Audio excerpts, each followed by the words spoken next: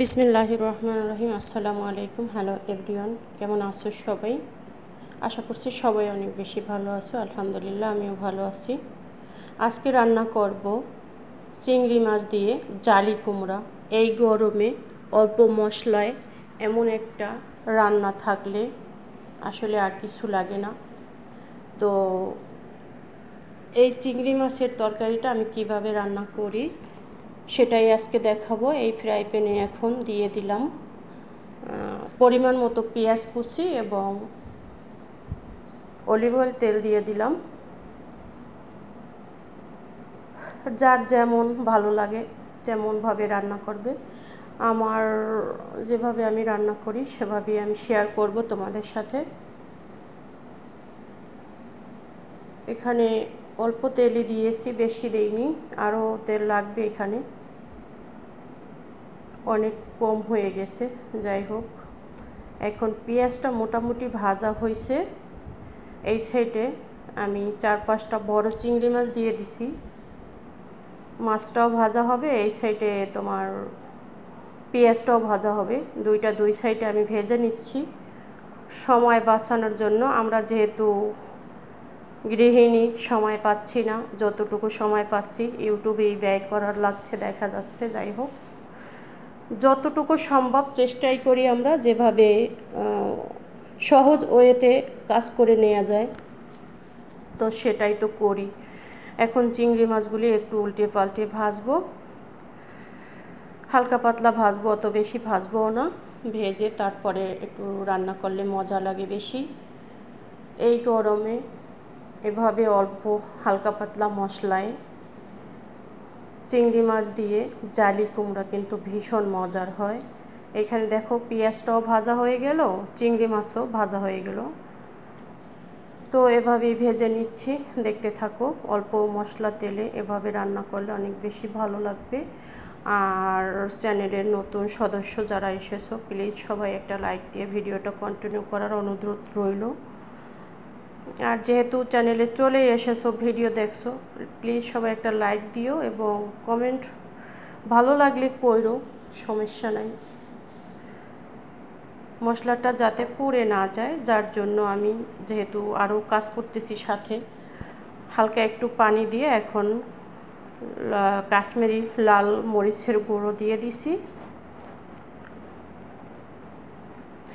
দিছি হলুদের গুঁড়ো 1 চা চামচ, 1 চা চামচের কম হবে, বেশি হলুদ এখানে দেওয়া লাগবে না।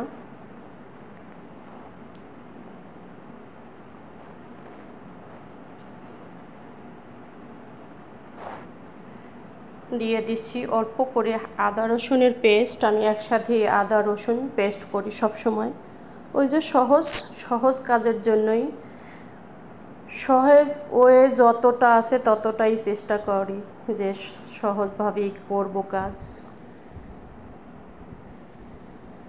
এখন ওই যে আবার সহজ কাজটা নিয়ে আসলাম। কাঁচা মরিচ আমি একটু কুচি করে দিচ্ছি, এটা দিয়ে তাড়াহুড়োর কাজ। আমার স্বাদ মতো আমি কাঁচামরিচ দিছি, তোমাদের যেমন ভালো লাগবে তেমন তোমরা ব্যবহার করবে। আমি 4-5টা কাঁচামরিচ দিছি যাতে একটু ঝাল ঝাল লাগে। ঝাল আমার কাছে মজা লাগে ঝাল ঝাল খেতে। আবার অনেক সময় দেইও না, যখন যেভাবে ভালো লাগে।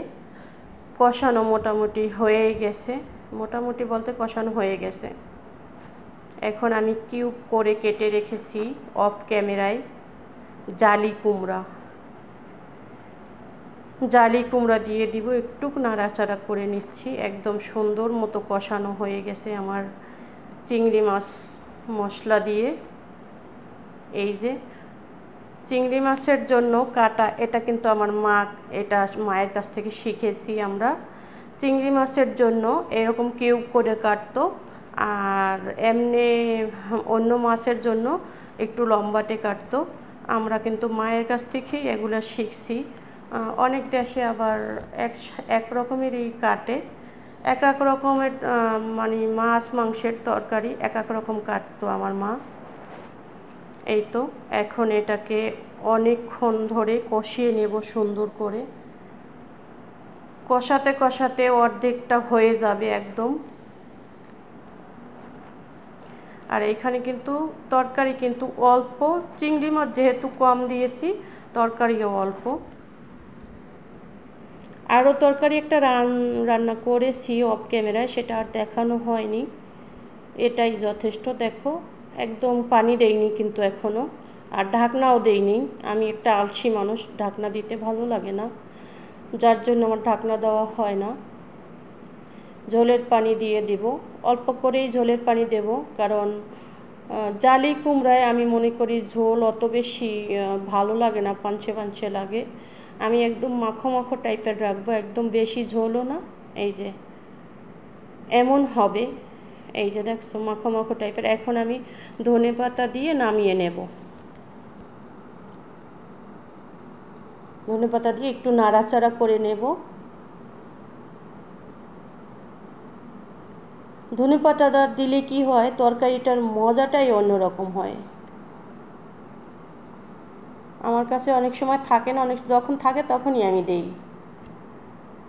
নাড়াচাড়া করে মিক্স করে অল্প একটু সময়, 5 মিনিট সময় রান্না করে নেব।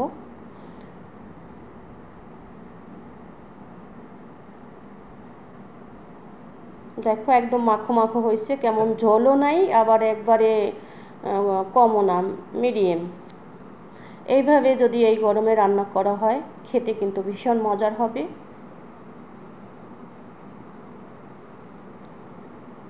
দেখতে কেমন হয়েছে, খুব সুন্দর একটা লোভনীয় তরকারি।